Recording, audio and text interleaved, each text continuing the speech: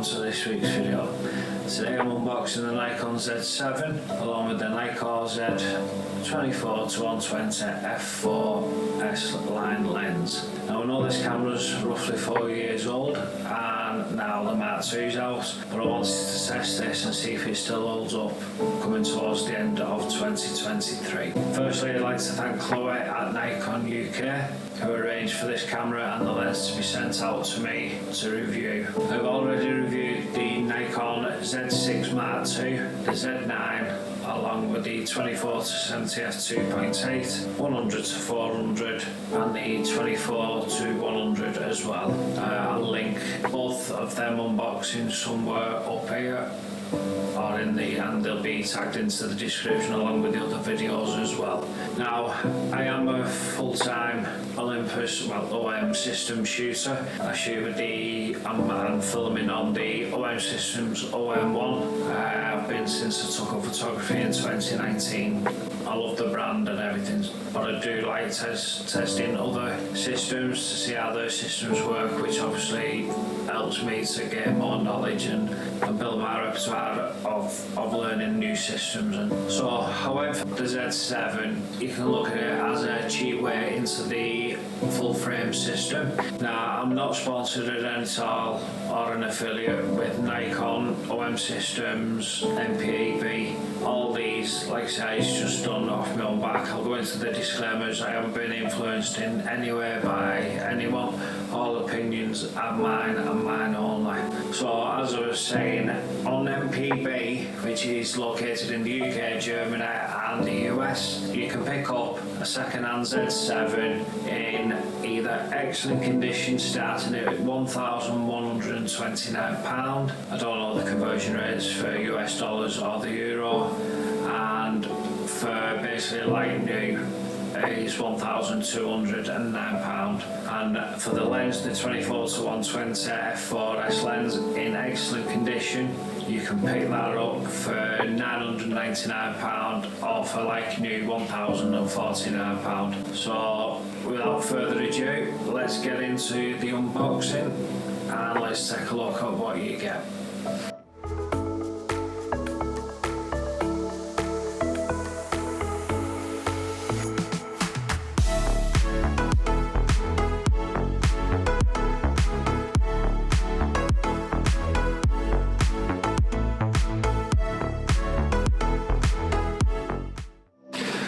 Start with the Nikon Z7. So this is where usually your books and paperwork is. Obviously this is a review unit and it's been out a while. So the first thing you notice when you open the paperwork,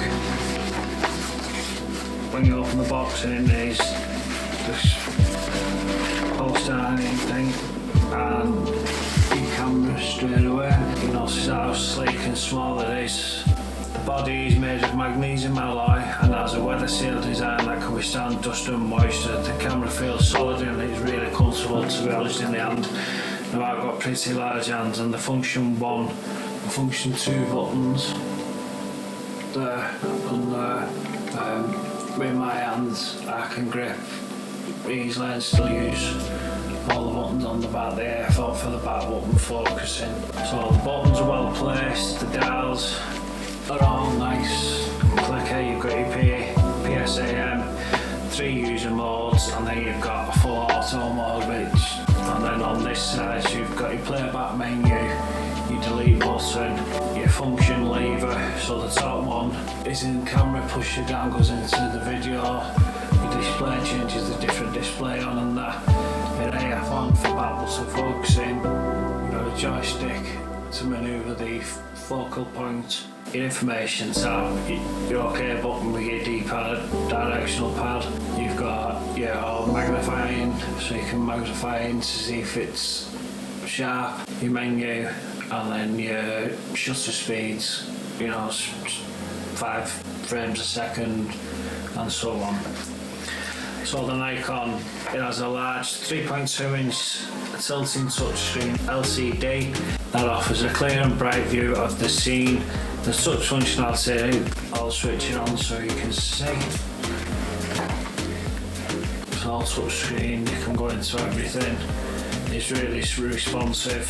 The camera also has a high resolution 3.69mm dot electronic viewfinder that provides a smooth and lag-free view of the scene, even in low light conditions. The EVS has a eye sensor, so as you can see, you bring your eye up, it'll turn that. Unfortunately, when your eye is up against that, you can't use the back screen for moving your focus about, which I must admit I do use on the OM cameras that I've got. Even though I've got the joystick, I just still find it sometimes it is that easy, so that's a little bit of a downside.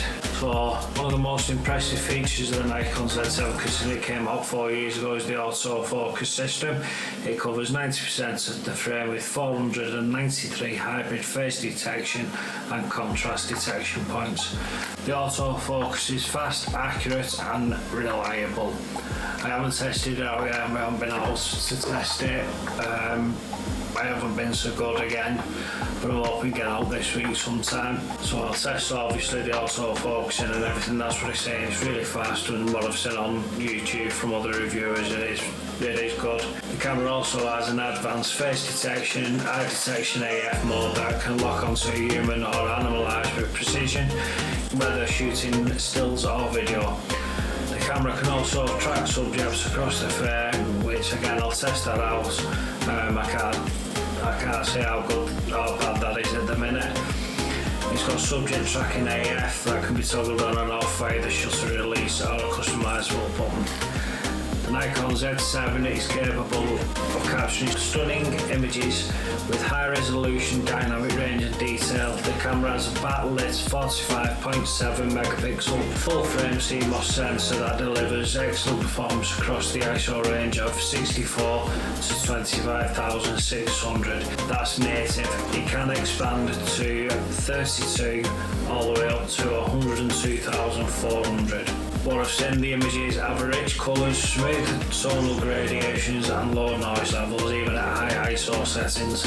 Again, I'll test all this in the coming weeks. The camera also has embodied image stabilisation system that compensates for camera shakes in all 5 directions, allowing it to shoot up to 5 stops slower than what is otherwise possible. The IBIS also works with any lens that you attach, including non-stabilised lenses, so you can use it up. The Nikon Z7 is not only great as a still camera, but also a powerful video camera that can record 4K ultra high definition video at up to 30 frames per second, or Full HD at up to 120 frames a second for your slow motion shots. The video quality, I believe, is superb. Sharp detail, smooth motion and accurate colours. Again, I will test that out in the coming 2 weeks that I've got the camera. The camera also offers oversampling from 8K for 4K footage, which enhances the image quality and reduces noise more, and falsified colours. The camera also has various video features such as focus peaking, separate stripes, time-lapse mode, N-log profile and 10-bit HDMI outputs if you want the Atmos Ninja 5 on top. The Nikon Z7 uses the new Z-mount system, which has a wide, as you can see, 55mm diameter and with a very short 16mm flange distance.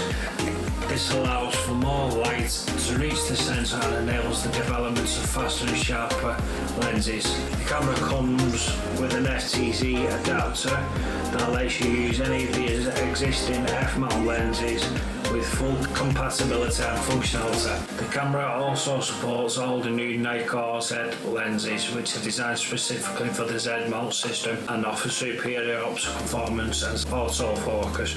That I can agree with, having tested quite a few of the lenses over the past few months with the Z6 Mark II and the Z9. The 100 to 400 was absolutely phenomenal, and the 24 to 70 f2.8 is an absolute beauty. The detail when zooming in, even at like 400%, I really pixel peeped, and 400% it was crystal clear. I can't fault the lenses at all. Overall so far, you've also got the screen at the top, which gives you all your shooting information and stuff. I'll tell you what, before we carry on, I'll put this to the side and I'll unbox 24 to 120mm so that you can see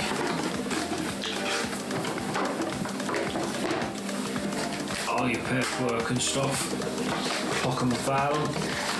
Here again, so this side you have your lens, which is in the polystyrene case. They are a nice lens, quite light. You've got your auto or your manual, and then you've got a function button there, which I usually set to autofocus. Manual. You've got a ring there. You're zooming in. And another one. Then you can put on whatever you want. And on this side, you've got your lens up.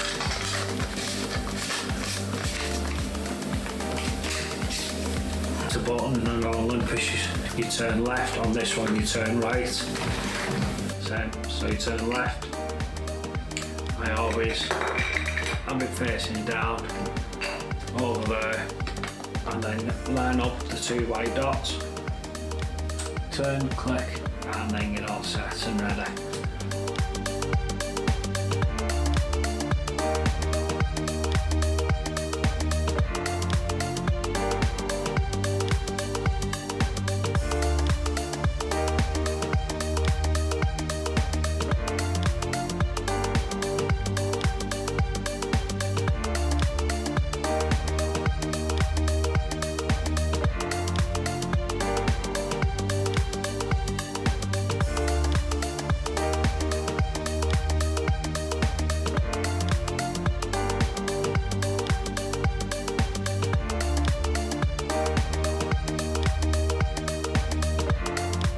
So now if I turn the screen on, so as you can see, so this is the custom settings. Autofocus activation, this is where you do your back button focusing for your AF on button there. So what you do is come onto it, it's usually on shutter and AF, which means you can use both. So you go down to your AF on, swipe across, and then swipe across enabled, and then that you've got your back button focusing, your front button won't focus then. So then there you see, so you've got your pinpoint, single point AF, dynamic area, and you can tick what you want to use or what you don't want to use. And then I usually use the full 5 frames a second. Like I said, I've turned off the DX and the 5.4 because I never use them, so I use the full, and I use the 1x1 and the 16:9 as well. I apply the settings to live view, so that way then whatever you see in the EVF, you pretty know what your picture's going to end up like. So again, you customise your eye menu, which is your quick menu setting. So on that one I've got my picture control, my white balance, active delighting, your autofocus mode, your different types of metering, your flash mode, Wi-Fi connection so I can send it to me mobile phone.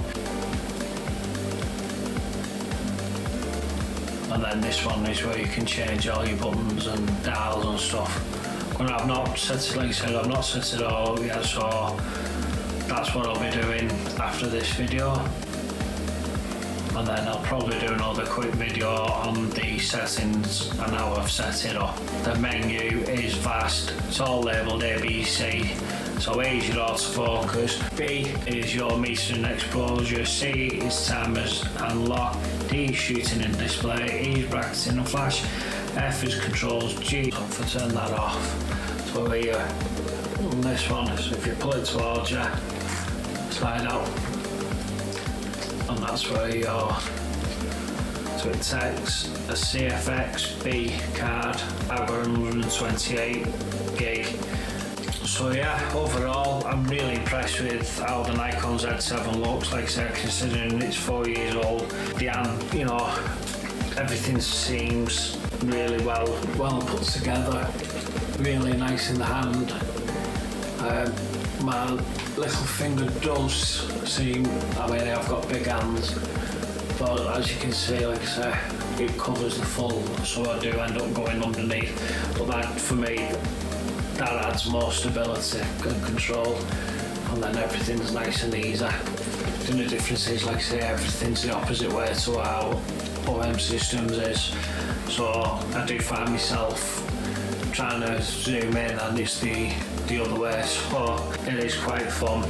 But yeah, like I said, again, I'd like to thank Chloe at OM Systems for allowing me to sending these out for me to review. Like I said, I've got it for 2 weeks, so I'm hoping to get out in a few days and put it through its paces, and then I can come back at the end of the 2 weeks with a full review on whether you should still buy this in 2023. The initial findings are that if you had the money, I definitely wouldn't say no to it. But like I said, I've got to take some pictures and videos first to actually make that full decision. So on that note, I'd like to thank you for watching this video. I hope you have a fantastic week, and I will catch you next week when I have done some more testing. Cheers, out.